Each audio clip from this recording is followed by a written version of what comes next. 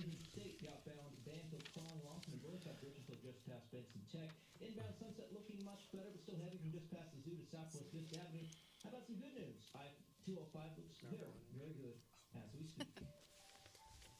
Clear forecast. Clear overnight tonight. Cool once again. A little bit warmer than last night. Still chilly down into the 30s across. So you get the morning off now, right? Because of work tonight? Good one. on Wednesday, No. 72 on Thursday, and 70 on Friday. I'm Pete Steady, your Ozzy Pasquino, Prep Ed News 101. Right now, 61 degrees in downtown Portland. I'm Grant Mack. We'll check back several times each day and stay connected with FM News 101. From the Skyline Studio, welcome to Portland's Democratic presidential primary debate. Tonight's live broadcast can be heard on FM News 101 KXL, Freedom 970, and streamed worldwide on KXL.com. Live video is also streaming on KXL.com, powered by Ustream. Your moderators for tonight's debate are KXL News Director Rebecca Marshall, Rob Kramer, host of the Kramer and Abrams Show, heard Sunday mornings on KXL, and Lynn Bergstein of Northwest Strategies. Let's get started. Now, to introduce tonight's guests, here is Rebecca Marshall. Oh, well, they call us the party station for a reason, you know, right? Got a little wine flowing in the background here at Skype Live Studio. And, of course, we've got our Democratic Party debate with some local representatives, not representative supporters, important to distinguish this, from the different camps, the Bernie and Hillary campaigns. And first of all, I want to thank all of you guys for coming out tonight. Thank you so much. It's good to have you here. I got to add, and also thank you so much to Len Bergstein from Northwest Strategy, political guru, I like to call you. Yeah, well, good. I'll take that. You'll take that? All right. And then Rob Kramer, one half of Kramer and Abrams, who calls himself the semi-professional loudmouth. We love having you here. Thank you both for showing up. All right. Now let's get to our panelists tonight. I like to call the M&M team to my left here. We'll get right to that. Moses Ross is a Portland-based business owner and father. He's created an award-winning political call center and served on a number of elected positions, including as a national delegate for Senator Hillary Clinton for Oregon's 1st Congressional District at the 2008 National Convention. He is currently an elected voting delegate for Multnomah County. So Moses, hi, on the Hillary campaign side here. Hi, thank you for inviting us. Get right on that mic. Good. Yeah. Am I Mike is getting your too friend. close? The mic is No, my get friend. closer. There you go. Gotcha. Perfect. Okay. Thank you. And also the second half of the M&M team, it's Mary Shetton, instructor at PCC for 25 years in education, and a trainer and consulting companies like Nike, LSI, and Intel. So thank you for being here. Thanks for having me. All right, and now the Bernie side. Okay. All right, on the Bernie side, we've got Dylan Budnick. He is was the digital director for the Yes on 91 campaign and vice chairman of the StudentNet Alliance, a technology advocacy organization, a longtime Bernie Sanders supporter who's focused on issues that matter most to young voters. Hi, Dylan. Hi. All right. And Rich, I had to cut your bio down a little bit because it's only an hour and a half show, but it's pretty impressive. Rich Cohen has been a progressive activist for nearly 50 years. He's worked as an organizer and a speaker for community-based groups and presidential and congressional candidates. His private sector work includes decades with prepaid legal services, MCI, Western Union. You've been a busy man, Rich. Yes, I have. Thank you for being here. All right. Here's how it's going to work. We're going to have 2 minutes of opening statements from each side. I'll let you guys decide who wants to do that from your side. We'll let you know when you have about 10 seconds left. You guys can flip a coin, yes. When you have about 10 seconds left, we will have you wrap it up. And then the three of us will start in on you. How's that sound? Sounds good. Okay, let's go Hillary side first. You guys decide. Sounds good. Thank you very much, everybody. And first off, I want to say thank you to the folks here at Alpha Media and KXL and our moderators for putting this on. I think it's awesome that we're having an opportunity to talk about important issues to our country. And it's an exciting time to be a Democrat in the United States right now. We have two very good candidates bringing up progressive issues that need to be spoken about. And, you know, this process that we are going through, this is a vetting process within our family, the Democratic Party family. And so it's very exciting to me to see all the enthusiasm on both sides, because I know that at the end of this process, we will be coming together as a party, as members of the Democratic Party, to defeat whomever the GOP brings up after they go through their, whatever you may call their situation right now. So I do want to say this, though. I was speaking to my mother just before this event, in preparation for this event. My mother, she's Hispanic. She's in her early 70s and worked very hard for her most of her life. And I told her that I was here going to be representing Hillary Clinton. And she was so enthusiastic about it, because to her, Hillary Clinton is her hero, because she is a woman that has bucked the odds, that has the experience, that has taken on the big interests, and that has come out working for the best interests of our country, and for women, and for people of color, and for a multitude of folks, for our communities. And so that started me thinking about it. That started me thinking about how is that, here's my mother on one end of the spectrum, and then I have an 11-year-old daughter on the other end of the spectrum. How is that going to be affected by this presidential race? And it just confirmed for me the excitement that I have for Hillary Clinton, because I see a future where my daughter will have no obstacles to have to deal with, and she can aspire to be whatever she wants to be, including President of the United States. Now, that is not a UFO landing.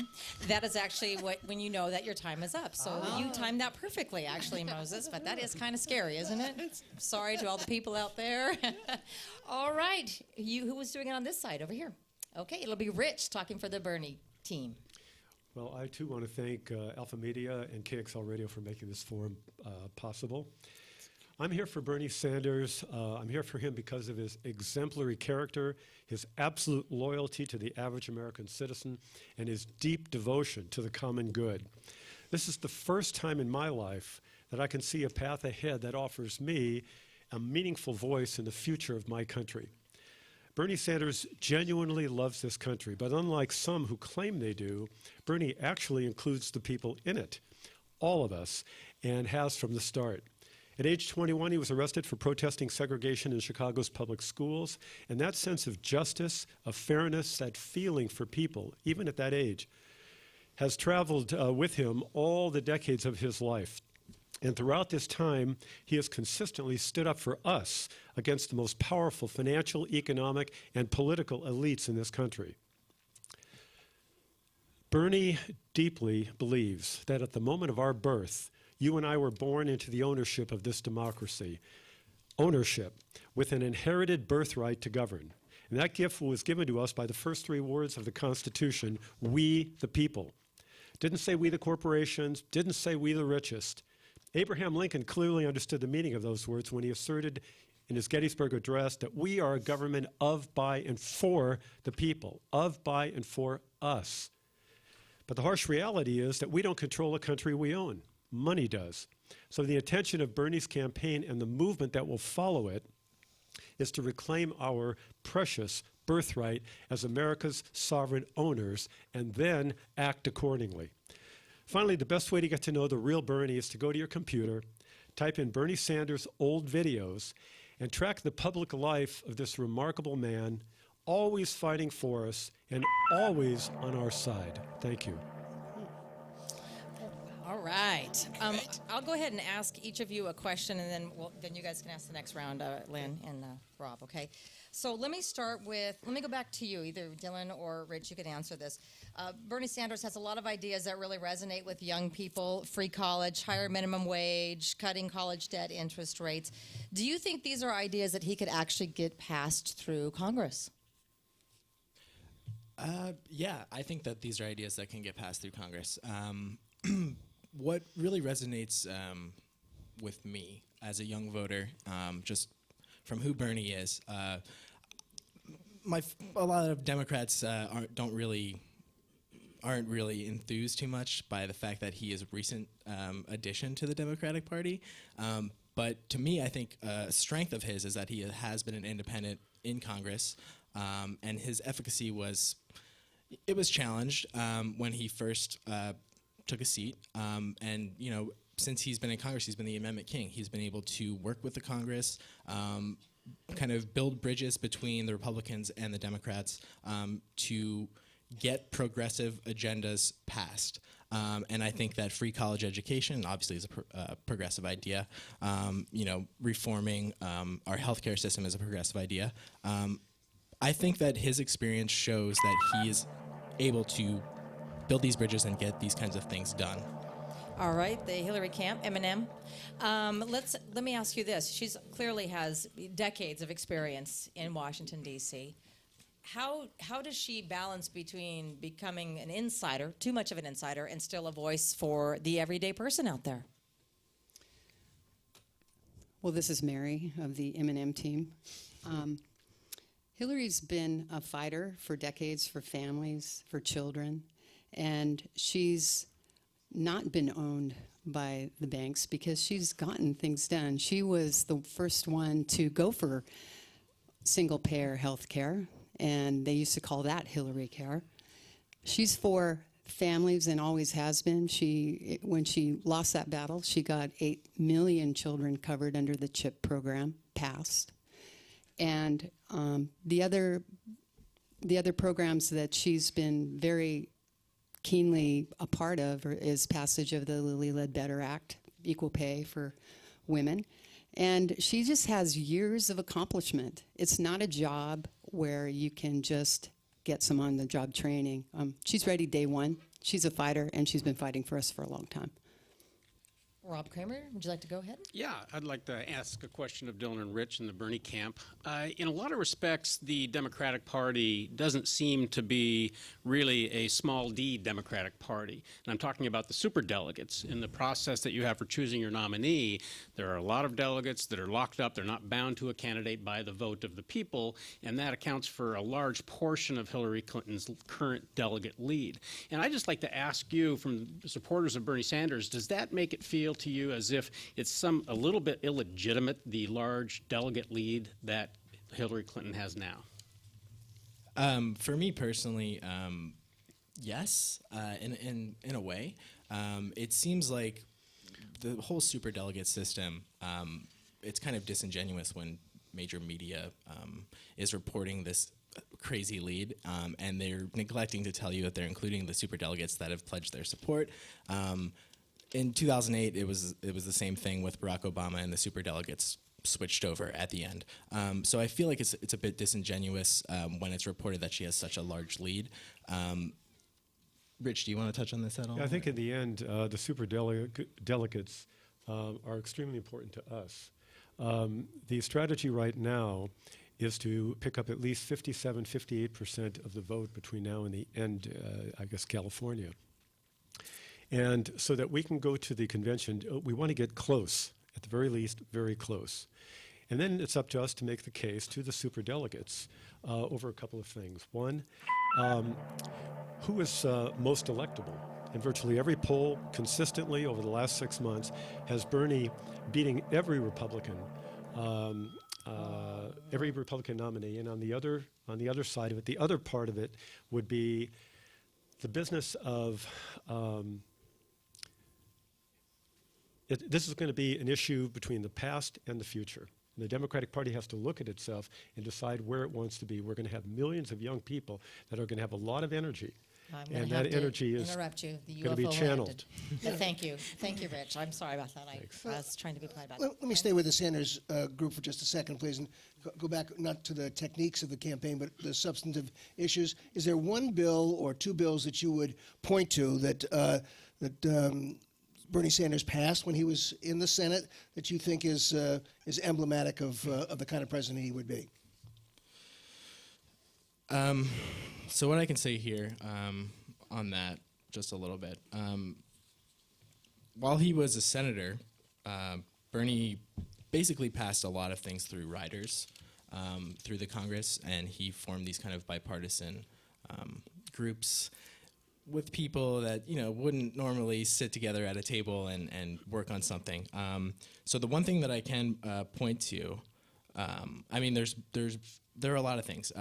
One, for instance, is like protecting our troops. So he used an amendment to win $10 million for operation and maintenance of the Army National Guard, which had been stretched thin and overextended from the war in Iraq.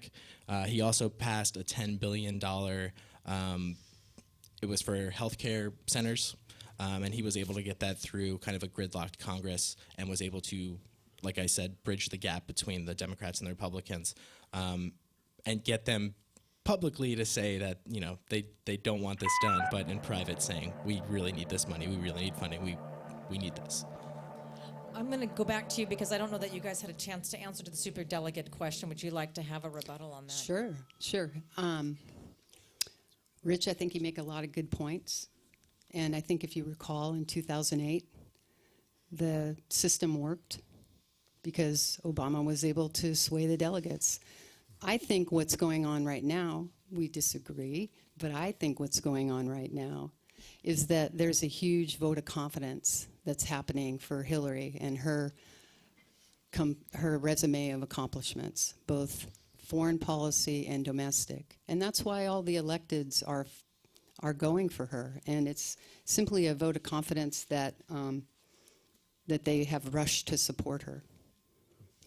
All right, Rob, you want to go to your next question? Yeah, for the Hillary camp, Marion Moses, what impact do you think that the FBI investigation is going to have on the election, especially assuming that if Hillary Clinton is the nominee, and you saw the news just this week that it looks like they're going to start interviewing Hillary's closest aides, Uma Abedin and Cheryl Mills, and maybe even Hillary Clinton herself. Do you think this will have a substantial impact on voters, and if she is the nominee, then on the general election cycle and her electability? No. You've got Rob, 68 more seconds. It hasn't up until now. And She's- this No, but- also, and I would like to say that just like all of the other alleged conspiracies that have been thrown against the wall about Hillary, this just, you know, do we need another 11-hour interrogation of her to appease the right-wing media? I don't think so.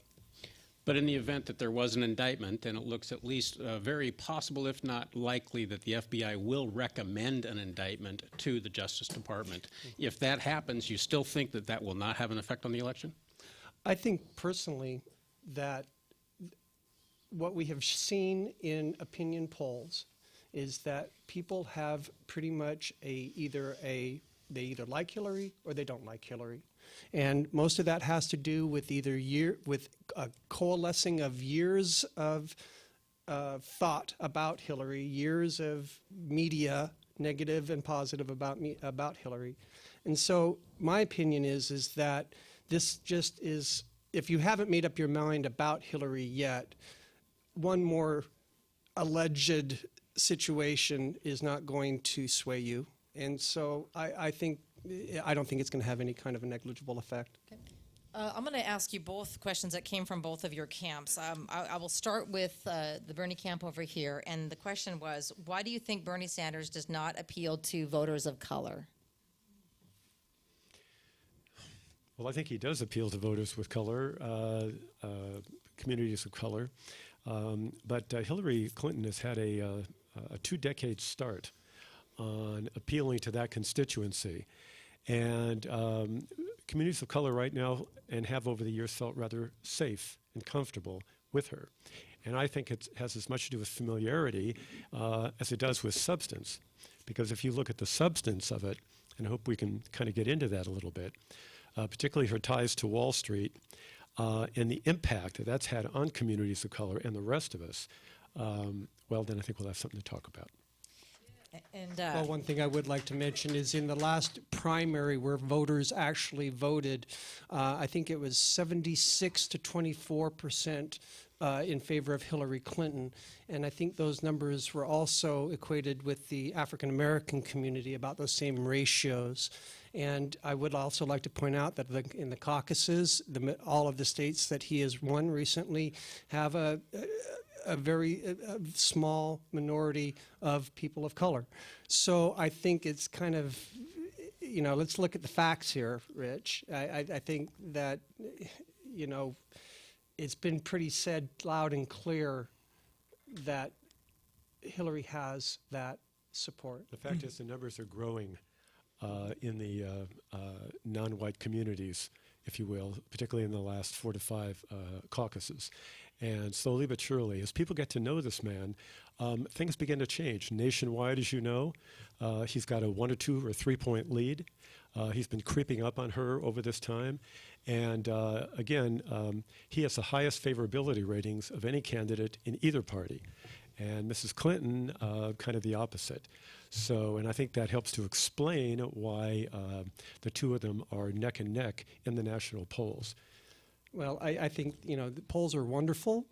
I think results in elections are what counts, and especially those elections where people have actually had a chance to fully vote. I think And caucuses represented in Alaska, that represented less than 10% of the actual voting bloc. The people that actually participated in caucuses. when we're looking at specifically people of color and the way that they vote, I think that it's kind of disingenuous to say that when we've only seen certain states, particularly in the Deep South, where people of color in those states vote as a bloc differently than people of color in other states. So I feel like it's kind of disingenuous to kind of lump that into one category and say people of color vote this way. But I think you've just made a generalization as well, sir. In what way? By saying that they're not. By saying that. Well, I'm sorry. We're saying the question was, why do you think people of color don't vote for Bernie? And I'm saying to that question, I feel like it's kind of unfair to generalize. It says why doesn't he appeal to people of color? So I guess we could apply polls and voting track record on this case. Let me apply a similar question in why Hillary doesn't appear to resonate as much with the younger generation. I'm feeling that in my household. So it's really fantastic because my oldest daughter is a Hillary, is a Bernie supporter. And we've had so many great conversations about that. And what I like the most about where she stands is because we just had the worst economic disaster in over 70 years with the Great Recession. And it impacted a lot of young people so negatively, held them back, created enormous debt in education. And anyway, the reason that that I think it's fine for young women to make their choice is because one of the things Hillary and I fought for as, I'm going to say it, older feminists, was their right to think and make their own choice. And I am voting for Hillary because I have a lot of experience with her, and I think she's a fighter and she gets things done. And she likes Bernie because of the good ideas that he has about free education, free health care. So, Rebecca, let me follow up on that because we've opened up the question of a woman running for president who really should be, in this election, the change agent. She should be the anti-establishment candidate, and yet she's lost that mantle, by and large, to Bernie Sanders. Can the Hillary supporters explain to me what's happened in this election that's happened, that kind of reversal? Sure, the media caught up to it. The right-wing media caught up to it. I mean, you have the ongoing onslaught of criticisms and innuendo and hearsay being directed at Hillary. So Rachel Clinton. Maddow is kind of the problem here. Is that what you're saying? Hey, Rachel, that's a very good point. Rachel Maddow just yesterday had a wonderful criticism of Bernie Sanders, declaring that his pathway to the convention, those first states really didn't count because he didn't really try. And Tad Levine, the campaign director for Bernie, made that point on Rachel. So I'm glad that you bring up Rachel because she is a very good, impartial judge of political character. Now, so come back to my question: is in fact Hillary a change agent in your mind, and can she kind of win that over with the Democratic voters, and can she carry that forward into the general? Yes, if you look at her experience, if you look at her history, if you look at the policies that she had in her platform, you realize that she has a plan that is pragmatically progressive, that takes the foundations of what President Obama created, enacted legislatively, and expands upon them to get us to the goals that we want. And Len, may I make one more point? If you look at the 240 years of United States history, it's a big change to have a woman as president, a competent woman that has both sides of the resume, both domestic and foreign policy. If I could just So- add, I would love to have a woman in the White House. I was about to say a little girl, 45 now. I've tried to show her in both words and in deeds that she's as good as any boy or any girl. I just happen to believe Hillary is the wrong woman. I think the right woman is Elizabeth Warren. That's who I'd like to see in the White House with Bernie. But I think in terms of why millennials gravitate to Bernie are basically two things. One, they really trust this guy, and trust is really a rare commodity for all of us. And looking at his career and his consistency and his authenticity has really resonated. We all need people that we can trust and count on. And so trust is one issue. And the other is the sense of possibility that he offers. Hillary tends to encourage us to dampen down our expectations and basically aim low. She looks down the road and she sees a problem and she says, we need to fix it, and she puts a Band-Aid on it. Bernie looks around the corner with his imagination and looks at what can be and said, let's go for it. All right, let's get a rebuttal on that. Rich, we do feel differently about Hillary. And one thing I want to say about trust is I really trust her. And millions and millions of people who have voted for her do too. President Obama trusted her with Secretary of State, insisted she take it. Former Secretary of Defense Robert Gates called her a valued colleague. The people of the great state of New York didn't just vote her in once, they voted her in twice. And Bernie has said frequently, she's someone I admire and she's a friend. And so for all those reasons and more, she's incredibly trustworthy, and she's always fought for families and children. Quickly, if you could, we have to go to commercial break. Yeah, as a millennial, I love that you guys are talking about this, but as a young person, as a millennial, Bernie resonates with me because he has integrity. He has been consistent throughout the years. Like Rich said, you can go online and type in Bernie Sanders' old videos, and you can see that he has pretty much been, he has not moved on progressive issues that young people care about for his entire political career. And I think that you're seeing with the rise of the Occupy Wall Street movement, and now with Black Lives Matter, you have a bunch of young people who feel politically engaged, who are politically active, and feel that they don't have a voice. And Bernie Sanders is that voice. He's, you know, he's has these ideas and these. He represents the interest and the concerns that young Americans have.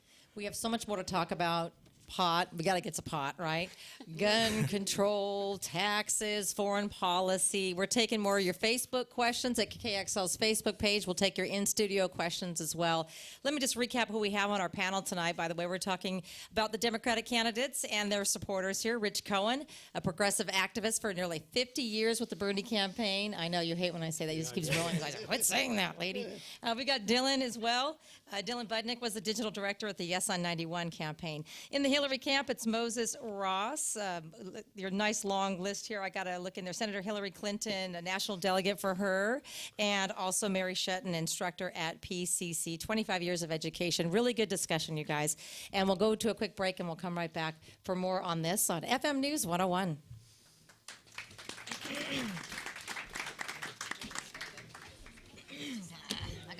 I got the allergy bug in my throat. Uh-oh, cough it out. I forgot the rebuttal. Until that one point. Yeah. So these are fun. We gotta do foreign policy. Yep. Right? Mm-hmm. I love this. Will be kind of, maybe we can agree to disagree and then say what we have. And we can enter. More questions. More questions. Okay. We do Trump. You don't have to read all. Yeah. Yeah. Well, you guys are right. Darker. What's wrong? Oh, Moses, I'm gonna move his mic. Will you help me? No, he's not good in the air. Is it okay? Did I? Because when he does this, okay, in here it's kind of fade when you go there. Do I need to put the microphone closer or? Okay. You know what happens is when you turn your face to talk to the other person, that's when you lose the mic. That's what happens. The boost will take it out over the air. That's Yeah. the Oh, good yeah. news. Right. Let's take a look at these questions, guys, and see if you want it to dictate what we talk about next. Alrighty. We've never seen such a decisive win in the consecutive states like Bernie did. Yeah. That happened one day after Senator Sanders' rally in Portland on Friday. How much of the big win is because of Bird? That's cute. What is your response to the Clinton's involvement in the Honduran affairs in regard to Was she involved in the Honduran touring? I wasn't aware of that. Hillary, how would the general population of voters best understand your ability to bring peace within nations? Peace on earth to Will Fortune? Let's do this with his foreign. What is Bernie's foreign policy? Yeah, I've got a pointed question. Is there any place he wouldn't get involved in this? You know, he's kind of non-intervention. Is there any place that he doesn't think so? Or is there a place he thinks is important enough to get involved? That'd be a good follow-up. Very concerned about Bernie's getting so much admiration, but what about the Superdome? We did that. We got Good. Superdome, Okay, yeah. let's put those down. And I think we can go back to the mechanics of the campaign. I think she's saying you know, pivot kind out of this the way millennials. because When I was a gotta millennial, pivot out? McGovern. That really helped a lot, right? That really did a good job for him. Way to go, Len. My mom is Good for Gene, I got good for Bob, for Bobby Kennedy. With a silver fox. My dad and I went chasing silver fox around Sacramento years ago. Bob, what are you doing around the criminal justice? Why is Hillary Clinton? We gotta talk about pot. Good job. You guys are doing well. You are. You're doing really well. Speaking from the heart. I think our feeling is we'd like to let, you know, we're not the thing you are, so we'd like to toss the question up and let you guys go at it. So, There it is, the insider. Yeah. That's already been done. He kind of asked it. Yeah. All right. He just said that. But We kind of asked this one too. I've got a couple I've been thinking about too, good, so I good. can just add a little bit. 1 minute to go. We've got 1 minute to go, you guys.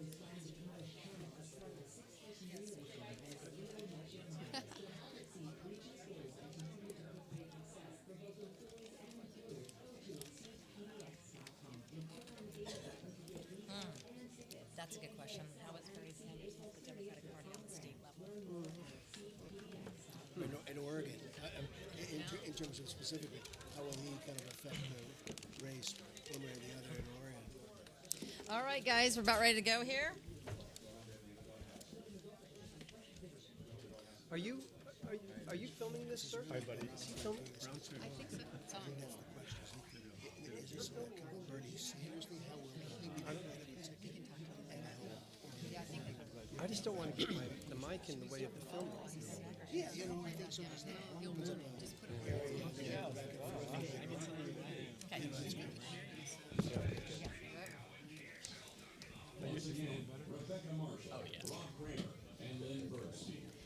In the Skype Live studio this evening. Thanks, everyone, for coming out, huh? Bring it. Got a little food and drink in the back for those here, and for you listeners out there, we just want to thank you for tuning in. What we have here is a little Democratic Party debate. We actually called Bernie and Hillary. They were busy, and we understand that. That's okay. But we've got some local supporters in the House today to talk about why they think their candidate is the best. Also, to my left, it's Len Bergstein, Northwest Strategy political guru. Hey there. You don't mind the guru thing, Guru, right? that's it. too much? Yeah. Too much? Okay. And I got Rob Kramer to my right, conservative pundit? There you go. All right. Fair enough. One half of Kramer and Abrams heard Sunday mornings on KXL. So thank you for being here. Pleasure. Let's talk a little bit about foreign policy. One of the questions we got from the audience from Steve is, what is Bernie's foreign policy? How much time do you have? Yeah. 1 minute. 1 minute. With respect to ISIS directly, what Bernie wants to see is he wants to see us in coalition with our European allies, and to offer support, particularly air support, to the Muslim forces on the ground, because he believes that it's those boots that ought to be on the ground, not American boots. And he's very supported in that by the King of Jordan, who believes that this is really a struggle for the soul of Islam, and believes that, again, it's Muslim troops that ought to be making their case. And the fact of the matter is, when you add up all of the troops that are in opposition, all the countries in opposition, there are over 4 million soldiers that can be applied to the struggle against ISIS, not to mention billions of dollars just looking at Saudi Arabia alone. They have 200,000 troops, and they have an air force. ISIS does not. ISIS is down to about 30,000. If I could follow up on that, Rich, if what Bernie Sanders wishes would happen, and that is Arab countries would send troops to be the ground forces against ISIS, didn't happen, would there be a point at which he would support sending American boots to Syria? Let me put it to you this way. Bernie has made it clear we are not going to die for the Saudi royal family, period.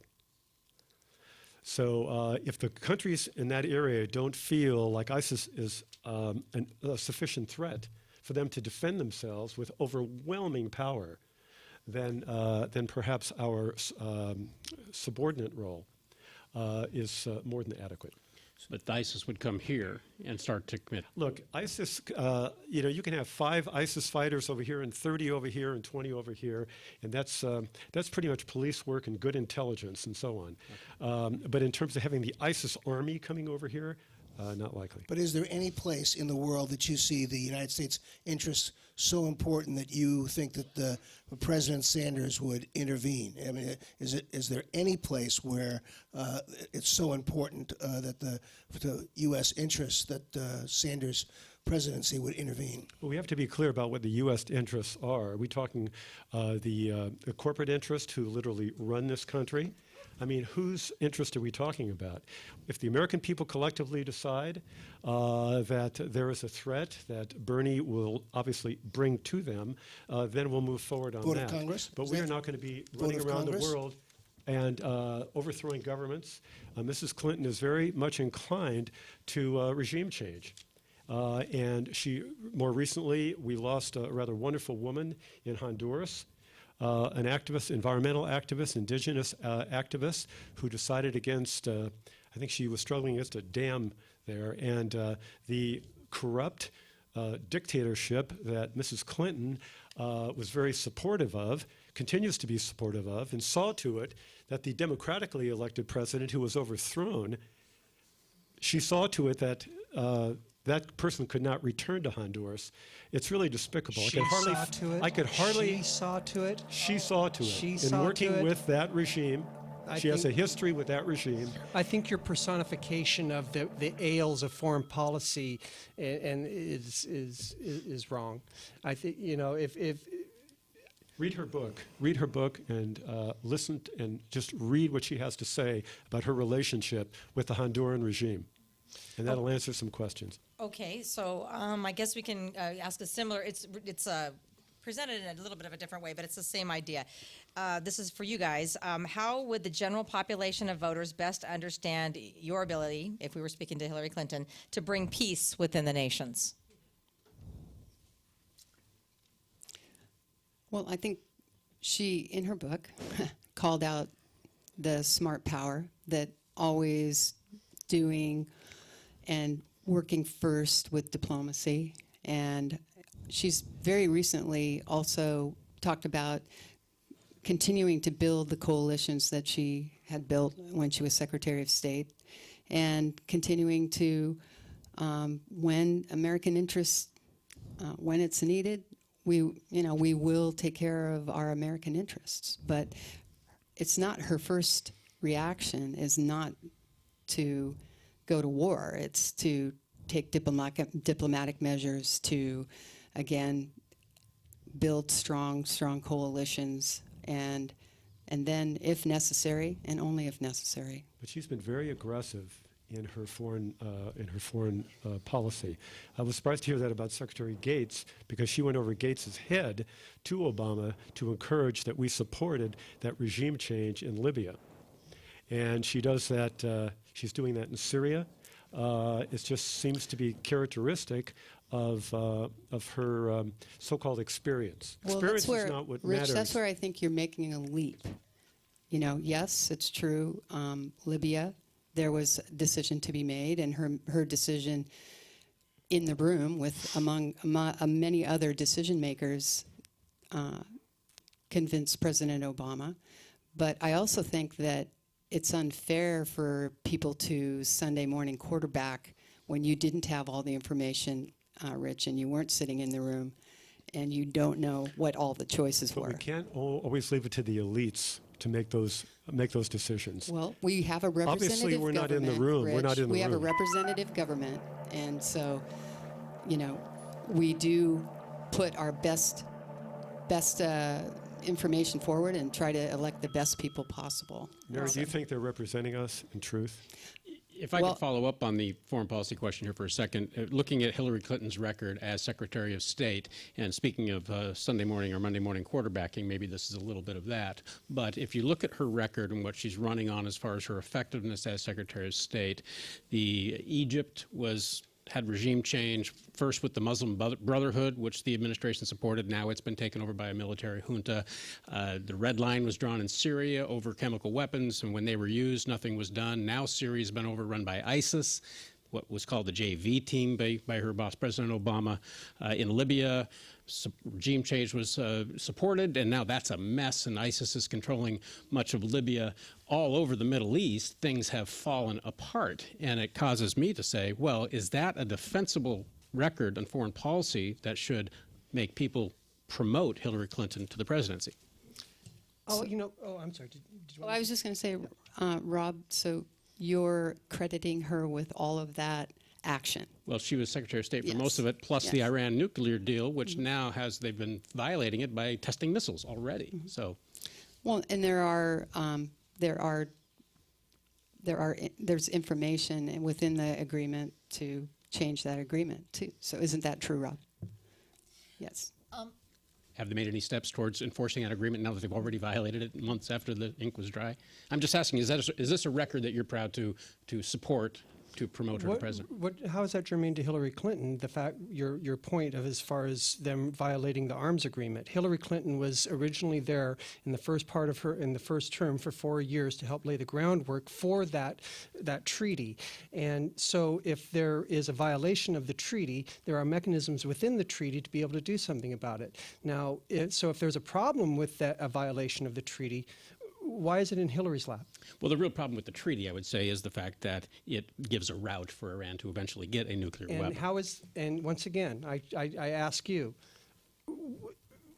how does that relate to Hillary? I mean, at this You point, said at this point in time, you given said she what the laid the role that groundwork she for played, that she did- agreement. correct, and it was That's how. a prime example of her focus on peaceful negotiation and the use of smart power, so that she would immediately default to diplomacy versus previous Republican administrations that immediately knee-jerked into war. Not really, So Moses. I would heartily disagree with Rich, with you, and the premise of you, Mr. Kramer, as far as attributing these nefarious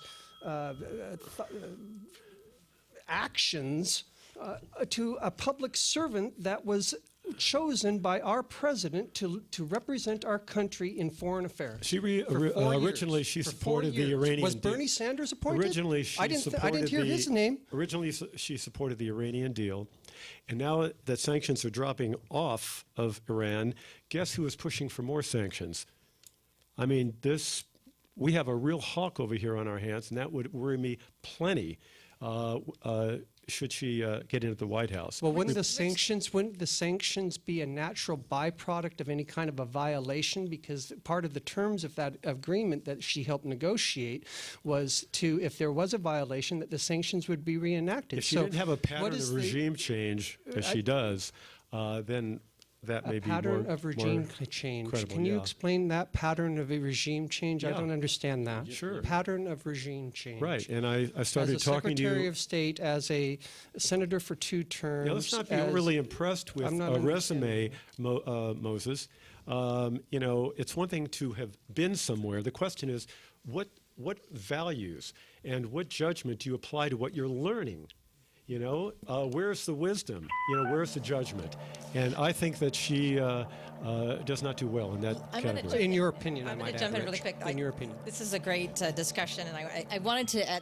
There's sometimes we get 2 or 3 questions in the same genre, and I wanted to ask this specifically based on the first answer about what is Bernie Sanders' foreign policy. But one of the things, this was more of a specific question. Please describe Bernie Sanders' foreign policy accomplishments that have prepared him for the presidency, because we've talked about what he's not willing to do, but I'm curious what accomplishments he has that would help prepare him for the presidency, as this question says. Do you want to? Well, I mean, as a senator, you know, he hasn't had too much direct foreign policy experience, nothing like Hillary Clinton, Secretary of State. But kind of to piggyback off what Rich was saying, you know, where he had influence in foreign policy was voting for war in Iraq, which he opposed. And I think history shows that he was right about that issue, and I think a majority of Americans would agree that going into Iraq was a mistake. It was probably the worst foreign policy blunder in a century, maybe one of the worst in the history of the country. And he saw the same thing that Hillary Clinton saw, and he voted against it. And I think that's what's really important in foreign policy is judgment. And we can talk about Hillary Clinton's foreign policy experience. I don't think that it is a very strong resume. It's certainly something May I that speak I wouldn't. about her resume? I'd be happy to give points on it here. Like, for instance, you know, she led the charge on the Lilly Ledbetter Pay Equity Act. She created the Violence Against Women Office at the Department of Justice. She helped negotiate the ceasefire in Gaza that stopped Hamas from firing rockets into Israel. She helped secure the START Treaty ratification. And so, to answer the point of her question, can you please point to some achievements in foreign policy that Bernie Sanders has? Again, that he gave it to can- you when yeah. he said that Bernie opposed the war in Iraq. That's one. Yeah, And that's I've read that's- before. it's a May I pretty read big some- one. I can read some right, more. and that's just not Right, another. That's not just another issue. That war in Iraq has so destabilized that region. The former Secretary General of the Defense Intelligence Agency, General Flynn, I think it was, said that the invasion of Baghdad was part of the roots for the growth of both Al Qaeda and ISIS.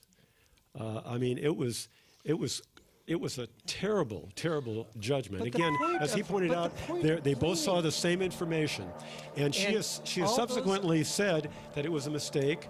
But I don't know whether she's ever really explained Thank you for what that acknowledging mistake that she is. has said that it was a mistake. The Years vote was a mistake. years later, there was just a before running for majority of the president in Senate. 2007. The majority of the Senate at the time voted in favor of that war. And hindsight is, of course, 2020. And I'm glad that Bernie has been able to, and Obama has been able to use that as a leverage Ross, point. what was her mistake? Wait, just to say, Glenn jump in? this is great that we're having a debate. Let's do a little bit more with Bernie Sanders, because there may be people listening who don't know much about him.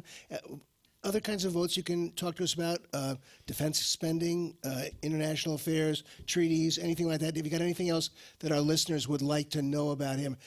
Has he consistently voted against more military budgets? Has he kind of stepped into questions about Arab-Israeli peace? Any other things that you could ask? If our listeners want to know more about him in foreign affairs, could you help? Well, the next time you invite us, we'll be ready to answer that. I don't know about you guys, but I'm ready to talk about pot. Anybody in? Can I get a show of hands in the audience? There we go.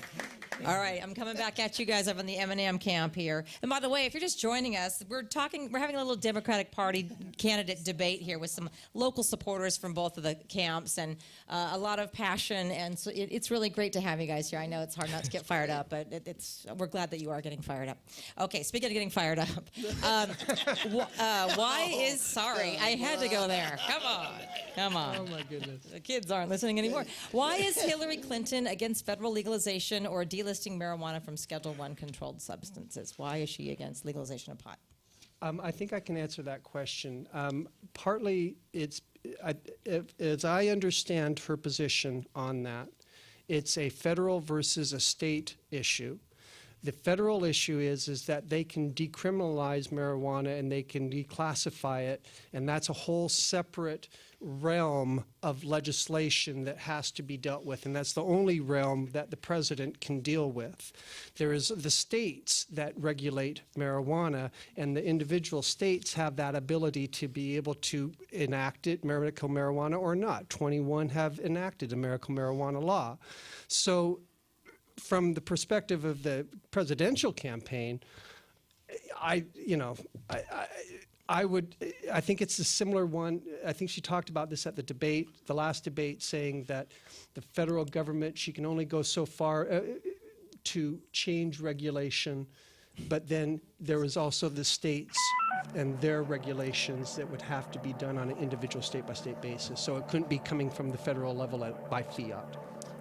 Want to speak to that, Dylan? Yeah, that is not true. Okay, all please that enlighten all me, that would please, need to be please. done by either President Barack Obama or President Bernie Sanders or Hillary Clinton would be for them to instruct their Attorney General to delist marijuana off of the Schedule I Controlled Substances Act. Very good. Okay. Marijuana, But wouldn't that affect the state? How would that, the state? I'm not sure about the state law. I'm talking about federal law. Okay, thank you. There are a bunch of barriers right now, even in states with legalized marijuana. If you work for a company that gets federal funding, you're still held over mandatory drug testing. Marijuana is still federally illegal. Hillary Clinton has talked about rescheduling marijuana to Schedule II on the Controlled Substances Act. That would not change anything. People would still be going to jail and incarcerated over marijuana. Cocaine and methamphetamine are on Schedule II. I think the majority of Americans support legalizing marijuana nationally now, and I think that this is one issue that she has failed at, to be honest with you. It's absolutely insane that we don't lock people that destroy the economy up, but like Bernie says, a kid in Chicago with a dime bag of pot can get a criminal record that follows him around for the rest of his life. Dylan Budnick, by the way, the digital director for the Yes on 91 campaign. So I think he's done a lot of He knows it. studying on this one for sure. I'm reluctant to open this can of worms, but I think I'm going to do it anyway. And then if we have to go to break, we'll come back around. But talking about the economy and who would be better for the middle class, basically. I think that's a big issue that's come up quite a bit. Why don't we go ahead? I like the audience. I'm just watching the audience reaction out there. What's taking us so long? He's Why like, does everyone react come exactly? on. I love it. Little heckler in the front. Go ahead if you want to answer that, Mary. Sure.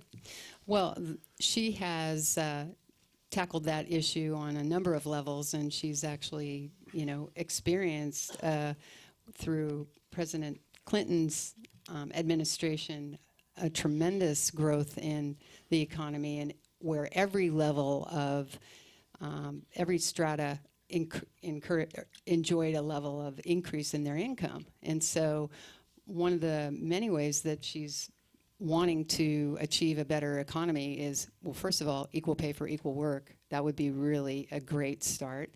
And then secondly, looking at the coal industry is dying, and she's trying to, she's put forth proposals that would assist that sector and turn it to clean energy, which those jobs cannot be exported. That's the future, and we need to claim that future and go forward with that future. All right, sorry. I'll have to move to the other side now, I guess. Bernie, Camp, what do you guys have to say about that? Yeah. Equal time. Yeah, I think I definitely think Bernie would be better for the middle class. He is the candidate of the middle class. Hillary Clinton, if you were not aware, was on the board of directors for Walmart. Walmart is the largest recipient of corporate welfare. They don't pay their people enough, and this results in them having to be on different sorts of kind of work assistance programs, SNAP, things like that. Making college affordable for everyone is a dream of the left, of the Democrats. I just don't think that what Hillary Clinton is proposing would actually help these people. We would still have to take out loans and become indebted and have a bunch of debt following us around I just Dylan, don't. did you hear about free community college? She has I heard about free proposed community. that. I also Yeah. heard about a free state college from Senator Bernie Sanders. Right, but then the challenge is that those students that have economic means to pay for college would not have to pay for college, and so it puts an undue burden on those that have lower incomes because of that sucking sound you hear of the rich being able to take advantage of this.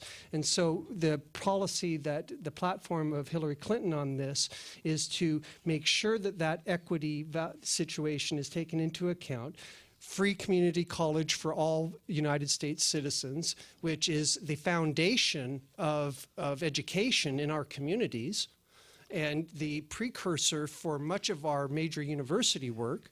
And so I respectfully disagree with the Sanders attitude that Hillary is not going to be helping the middle class. I mean, just in that one perspective of loan, of helping with college costs. I know that when my kid gets to college, I'm still saving for it, and she's early now. When we come back, we have to go to a break again, but when we come back, we should talk a little bit more about paying for these programs and taxes and gun control. We've got a lot to talk about still. We'll be here till 8:30, and you're listening to FM News 101, the Democratic Party debate with some of the local supporters from the Bernie and Hillary camps. Len Bergstein, Rob Kramer, Rebecca Marshall with you on FM News 101.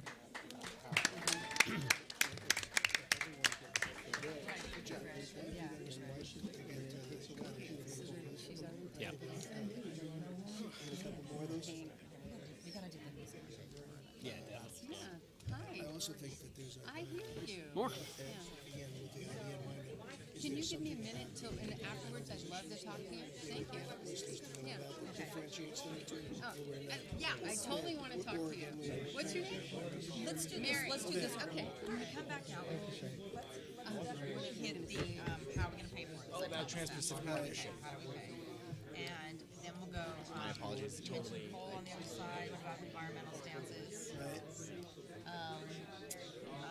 Rich said about Elizabeth Warren, like see her, and she's kind of a banking, opens up banking and finance kind of a question. Are there issues that they, where they're different on banking and financing? But I think that was kind of like fun. I mean, I don't like losing control, but I think it's fun. Yeah, no, I think that's exactly right. Yeah, I think you're right in doing that. I think it's more fun to hear that. Oh, sure, absolutely. Sure, just get her right, her good side. Yeah, really. Yeah, I'll turn around then.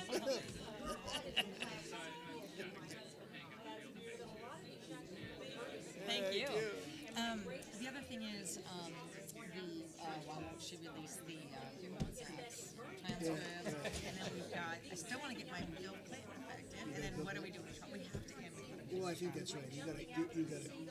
And then there's a Supreme Court question here somewhere. Yes, I know. We're going to have to knock it down.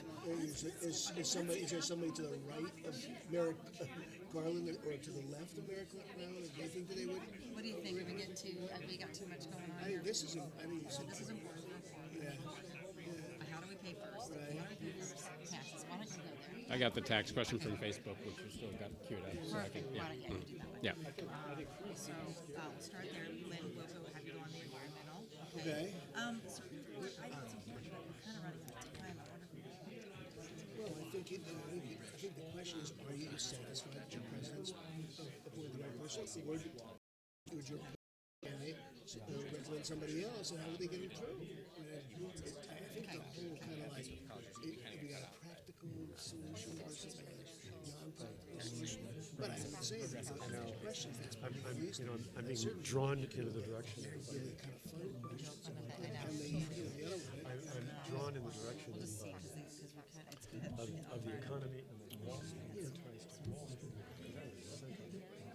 and the only question is, if you And do then that, is that such a her program is there. it really is puts her on the fence. There's no solid question that puts her on the fence. So I just in terms of the balance of the questions, but it's a mindful question. That's how it's going to be. It did. If we want to put them on the defensive a little bit, there's a question I have for both camps that can put them on the defensive. One is about Bernie's consorting with communists, Nicaragua, Marxist organizations over his career, which has been deep and very, he would honeymoon in Moscow for God's sake. And the Honduras, too. That's what I meant. Well, yeah, Honduras. And then for her, for the 1 minute, guys. 1 minute. Two left. I think you're right. Two left for the American public. Yeah. I think that's a big On the Hillary camp, she's attaching herself to Obama as her strategy, right? He's lost more legislative seats, more legislatures, more congressional seats than any president in the history of mankind. Why would you attach yourself to that political, Oh my gosh, we need another show. The only question about that is, it's really a question about the links. That's true. It's a one-sided. Well, both of those are one-sided. Yeah. So, Yeah. keep those questions coming. We'll be here on. Oh, thank you. So, And voter. but in any event, she'll talk about it. So it's fine.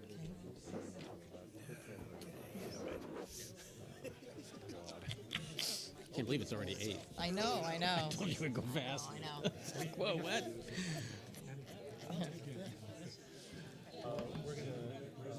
Here we go.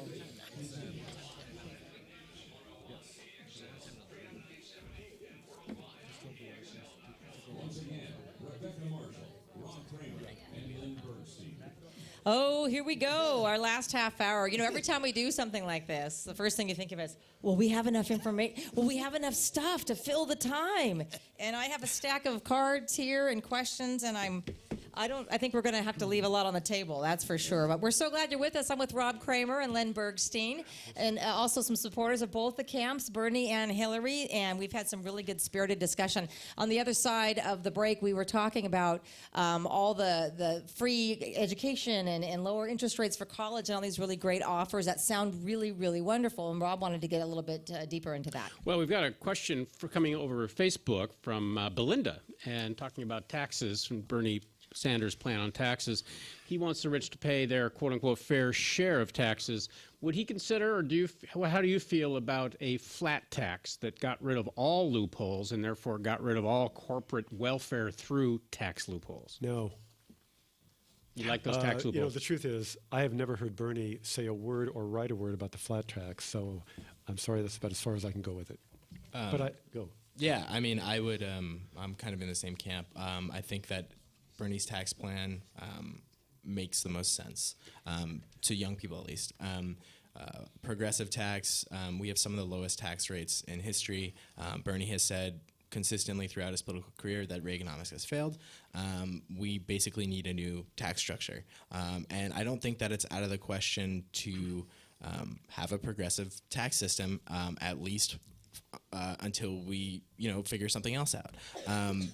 And what he's saying, your taxes will go up. If you're making more than, I think, $250,000 a year, you'll be paying more in tax.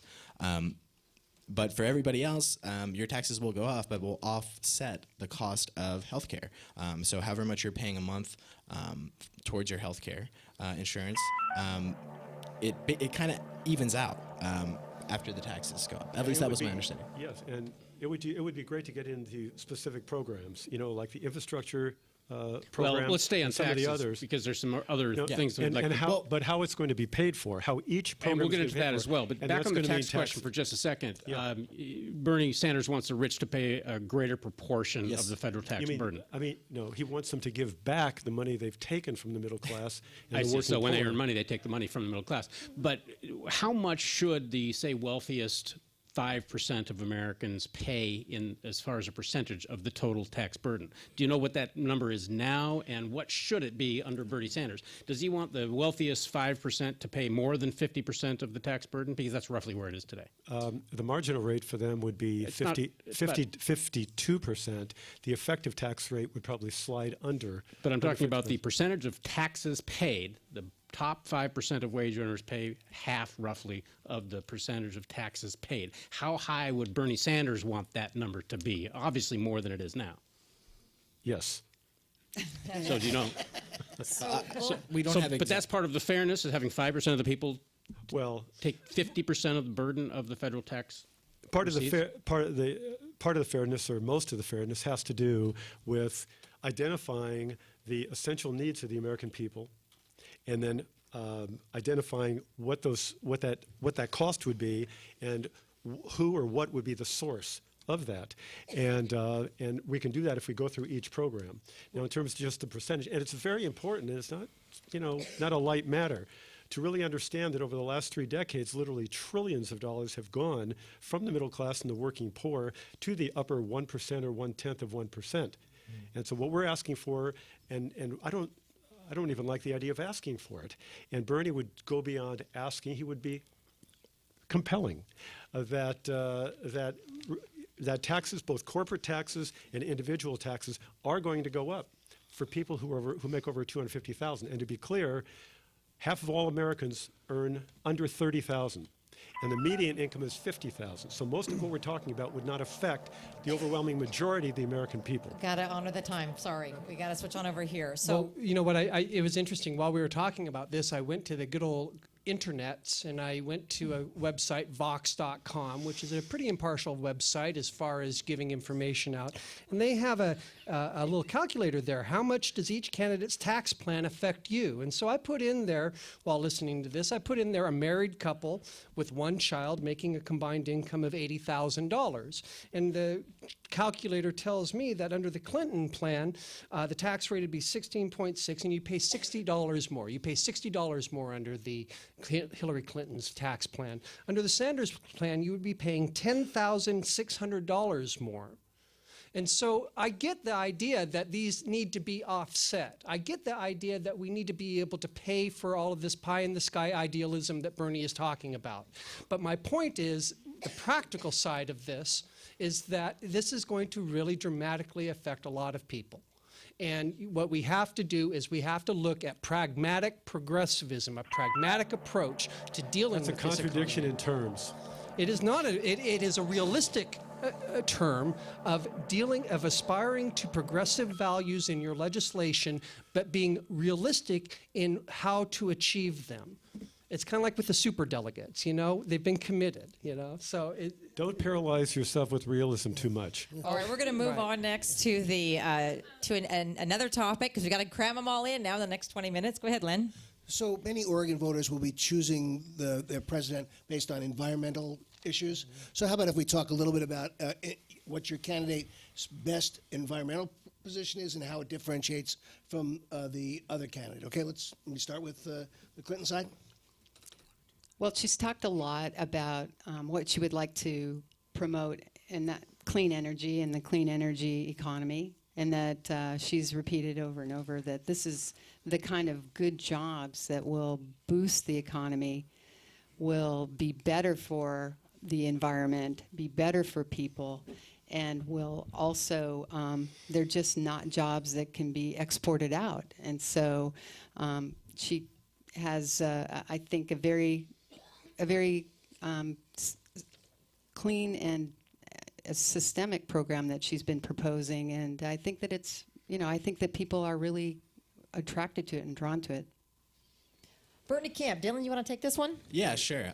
So on the environment, earlier in the debate, clean coal was brought up. So just to give you a start of where Hillary Clinton is coming from. Why don't you let us know where your coal. candidate's coming from, Dylan? Bernie is coming from, so Senator Sanders basically wants us to get to a clean energy future. Hillary Clinton wants the same thing, but she has supported, unclean energy policies. So fracking is the big one. She takes money from fossil fuel industries, from fracking industries. When Bernie Sanders was asked the question, does he support fracking? The direct answer was no. Hillary Clinton, she's got to look into it. She doesn't know if she supports fracking or not. Say that. She did not say that she was going to look into it. She said that she. Can I finish? Let him finish. So Bernie opposes fracking outright. No, it's a no. Whereas Hillary Clinton, we have to have a discussion about that. To me, I feel like Bernie Sanders has the best environmental policy of any candidate out there, especially in the Democratic Party. And I think tell us what that is. I mean, can you sum it up? Can you tell us what? I can tell you right now. Bernie Sanders authored. I don't have the name of the exact legislation, but it is the most comprehensive environmental legislation in the history of the U.S. Senate. To include a $15 a ton carbon tax. Yeah. All right, Moses, did you want to reply to what was said earlier? No, I made my point. Okay.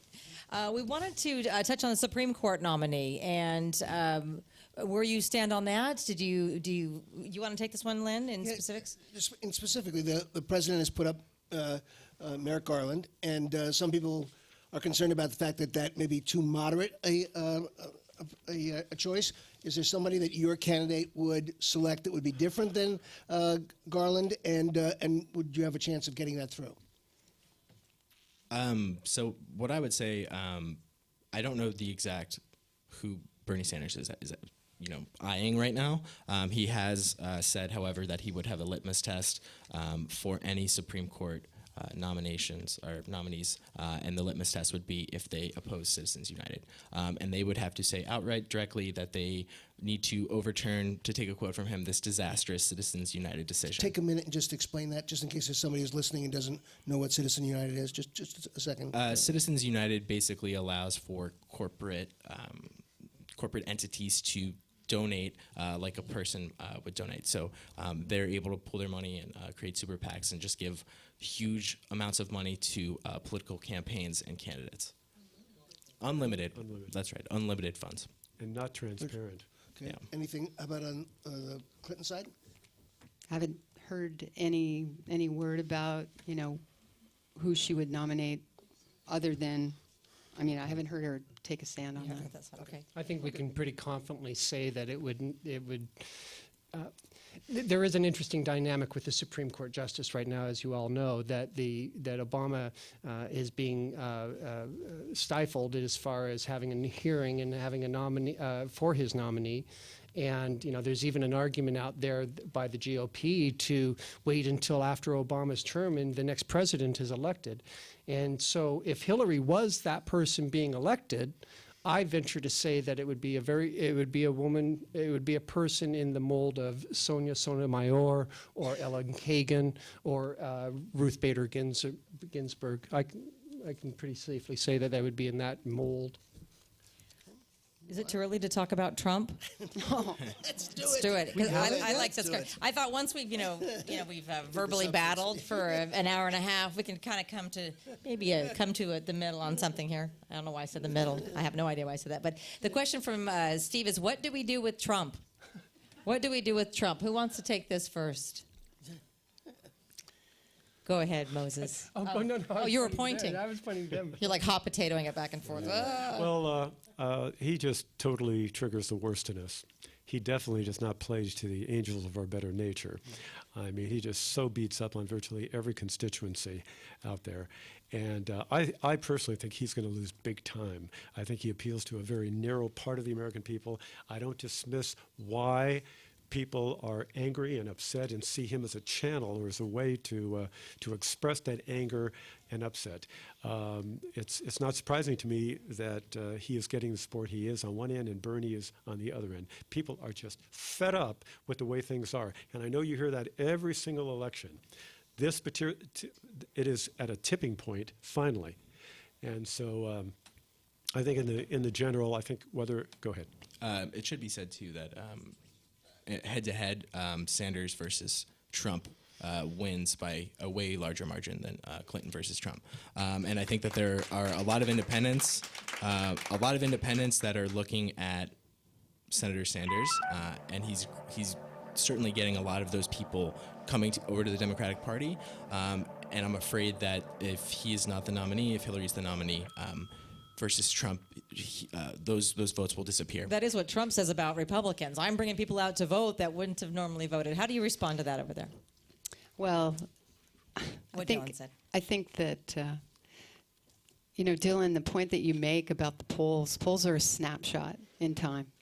And so it is one thing that I hope we can all agree on, and I think we can, all of us here, all four of us, is that Trump cannot be elected. It is just not acceptable because that's not who we are as the United States of Americans. That's not our ideals.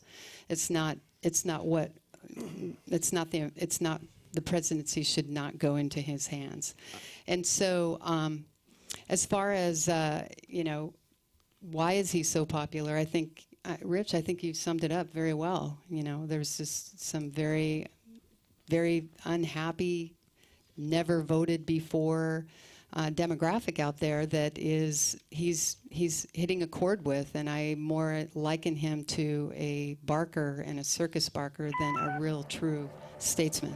Well, let me ask you this, because there is a much greater intensity on the Republican side in their debates and such. Do you think your candidates should turn up the heat a little bit more to sort of shake up the people that aren't paying attention, or is that sort of just going to the nasty? You know, that's a really good point. You know, once Bernie realizes that he's not going to be able to get the delegate count that he needs to get the nomination, then perhaps we as Democratic Party can come together and vote against Trump.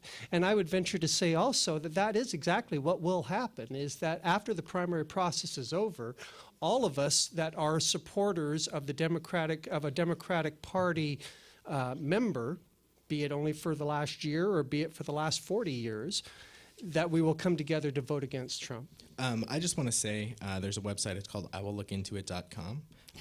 And Bernie has retweeted this out. And basically the text of the website says Hillary Clinton has been looking into releasing her transcripts for paid speeches to Wall Street and other special interests for 54 days, 1 hour, 30 minutes, and 30 seconds. And I think, what an amazing, that's a very effective trope. Thank you for doing Trump's work for him. If you let me finish. Thank you for doing Trump's work for him. If you let me finish, I'm not denigrating a Democratic Party member. I'm not denigrating. I think that it is a valid request. What is valid about it? Hillary Clinton has made a series of speeches where she was paid she was very paid large, $250,000, which was on par for a person of her celebrity.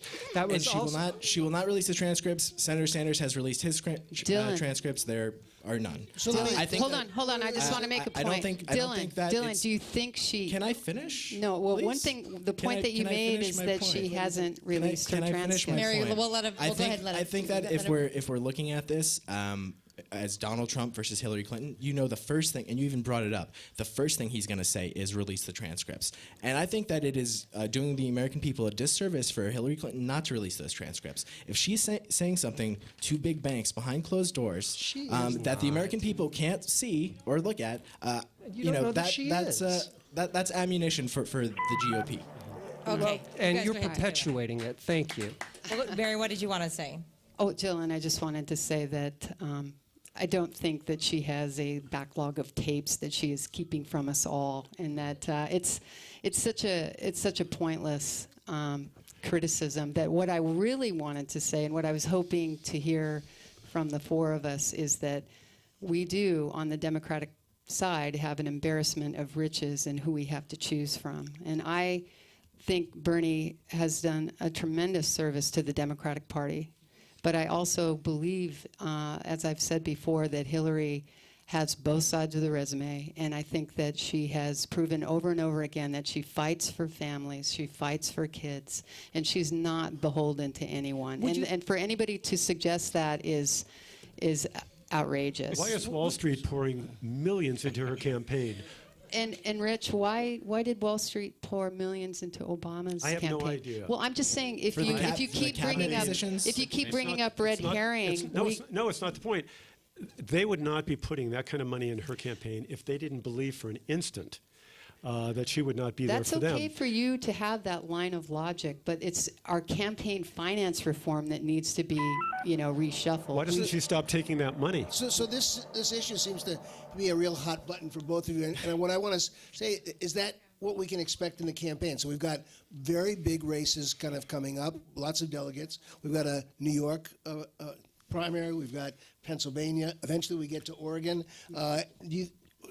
Do our listeners think, do you think we're going to get this kind of a campaign? Is it going to become more antagonistic between the Sanders and Clinton race, or is it going to go in a different direction? Let me start with the Sanders question. Clinton, I think, just changed her mind about a debate in New York because she was very upset about Bernie's, quote, tone, unquote. And apparently she's gotten over that and has agreed to a debate in New York.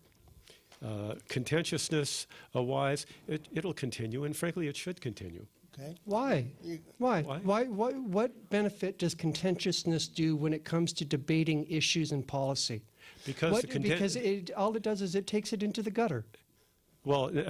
I think the And I, you're I like- think the issue with I'd her, like with her to- transcripts are that I think it's safe to say on this side that All we right, are let's saying put that into the this Benghazi money, pile. this money Okay, and so this, we've got and these Benghazi speeches and that were made, emails and do Whitewater. influence All right, so and- all right, her policies. I think Someone- Glenn's question was, is this the tack that we believe, the four of us believe, that the two candidates are going to take, is more conflict? And I'm kind of actually with you, Rich. I think it's okay to talk about issues, and I think it's okay to talk about them passionately. And I also think that, you know, the the public will sort that out. But I think I've been really proud of our two candidates personally, you know, overarchingly. I'd like And to. I think I just really appreciate how they both respect each other, and how over and over again Bernie says she's a friend of mine and I admire her.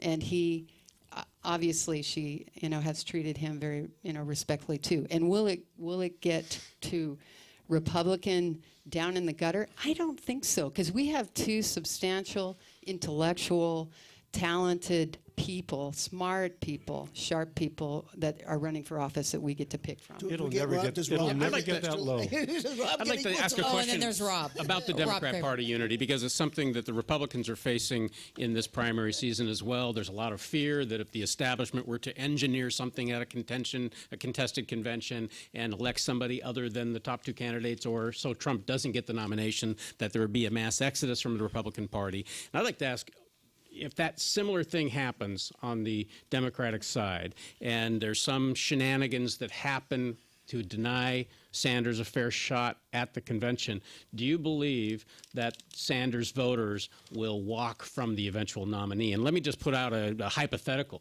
Let's say that there was an indictment over the Hillary emails, and therefore Joe Biden was invited in. There's been a lot of talk about that, to be the nominee. What would the Sanders voters do in that eventuality? Well, I'll just speak for this Sanders voter right here.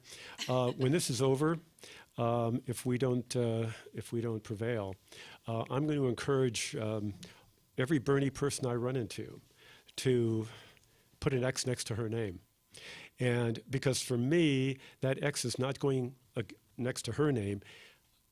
I really genuinely believe the American people are going to be less vulnerable under Hillary Clinton than they would be by light years over the others. And if this is not just about ego for us, if this is not just about beating up on the bad guys for us, then we have a responsibility to one another, our fellow citizens, to see to it that they don't have to go through what they would have to go through with either a Cruz or a Trump. I really believe we have to just hold our nose. I'm going to stop talking. Do you feel the same way? Would you be willing to support the Bernie candidate if? Absolutely. I, you know, admire and like the things that Bernie says. I'm just a far more practical and Democrat. But we're all Democrats, aren't we, Rich? Yes. And Rich, turn to it's Mose, okay. Turn It's to okay. Turn to Mose and say the word practical related to Bernie. That's what I want to hear. I think, Rich, Well, we were you know, having she a asked loving a moment, question. Rich. It was She asked a really question, I nice. answered it. You know, I, of course, and as- everybody I know would support Bernie. We're all Democrats. I just want to say, prior to this election, I was not a Democrat. I was an independent. It's okay, either was Bernie. Neither was Bernie. Exactly. Right. So I think it is going to be really interesting. I read an article today that said 30% of folks that are supporting Bernie would not vote for Hillary Clinton in the general election. And I actually just spoke to Were someone those outside. independents They were that weren't Democrats anyway? Yes, exactly. Oh, okay. So I think that's obviously I'm going to be telling everyone I know, if Hillary gets the nomination, vote for Hillary Clinton.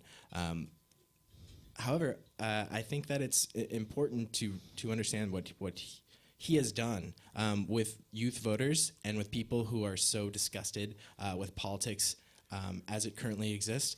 He's galvanized like an entire generation of people, and you know, they found their voice within Bernie Sanders, and I think that you know, that's going to echo for years to come. Can we all? I think we're out of time right now. Not to Yeah. interrupt, but can we all agree that it will be in a very interesting election season? Can we all agree on that one? Already yeah? has. Okay. Hey, Rebecca, can we just also say that there's an April 26th deadline for registering, if we're going to switch to Bernie. Oh, if you're going to become a Democrat, let's put it what but it you, is. you need to do that by the 26th of April. Yes. Please keep in mind also that there will be a movement that comes out of this. And the last thing I want to mention is that Wall Street may have the fat cats, but we're the alley cats, and there's a lot more of us than them. Just remember Well, that. if Yes, please, if I Moses. may make my last word, I remember distinctly the speech that Hillary made when she acknowledged the 18 million new cracks in the glass ceiling after in 08. And I was inspired by that to continue the fight to 2016 and beyond. And I feel very confident that Hillary Clinton will be our next president of the United States. And I am just so pleased at the turnout for Democrats in general. So thank you. All right. Well, I think you guys are all a bunch of cool cats, and I thank you guys for coming out tonight. Dylan Budnick, Rich Cohen, Moses Ross, Mary Shutton, our panelists today. Thank you so much. Len Bergstein, Rob Kramer. Thank you guys for coming out Enjoyed last minute. We had a couple of sickies, so these guys stepped in, so I appreciate them very much. We're the sickies. They're kind of sick, but in a different way. And I'm Rebecca Marshall with FM News 101. Thanks for coming out tonight, everybody. Good job. Good audience. Nice job. Well done. Good job, guys. Good job.